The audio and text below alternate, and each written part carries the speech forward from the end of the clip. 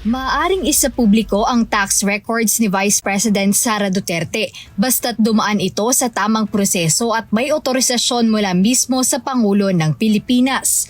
Ayon kay Attorney Reggie Tonggol, spokesperson ng Senate Impeachment Court, may legal na basihan o precedent o naunang kaso na kung saan pinayagan ang ganitong hakbang nang hindi nalalabag ang batas. Upang maiwasan aniya ang anumang pananagutang kriminal, kailangang dumaan sa tamang legal na proseso ang paglalabas ng tax records kung sakaling kakailanganin ito sa nagpapatuloy na paglilitis sa pangalawang Pangulo.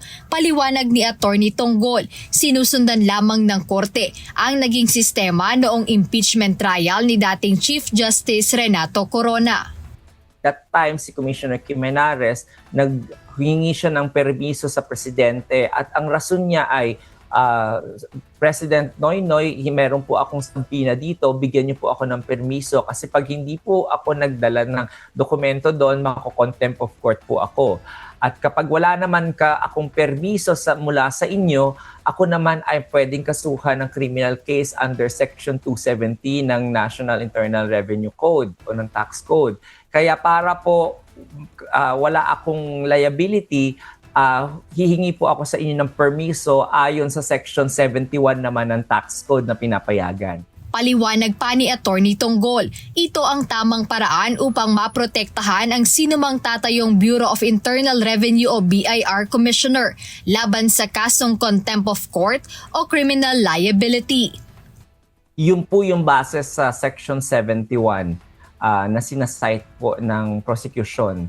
At yun din po yung sinasite ni dating Commissioner Jimenarez when she was presented as a witness sa impeachment court nung panahon ng impeachment ni Corona.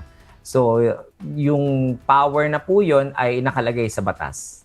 Nilinaw rin ng tagapagsalita ng impeachment court na walang magiging paglabag sa karapatan ng taxpayer sa oras na mailabas ang mga dokumentong ito dahil malinaw na nakasaad sa batas ang exceptions. Dahil dito, hindi rin ito basta-bastang maaaring questionin sa Korte Suprema. So walang violation doon on the part doon sa yung taxpayer. Wala po kasi nakalagay po yun sa exception. At hindi niya pwedeng i-challenge yun in the Supreme Court. Tama ka po. Kasi Thank you, Attorney. Yun nakalagay sa batas.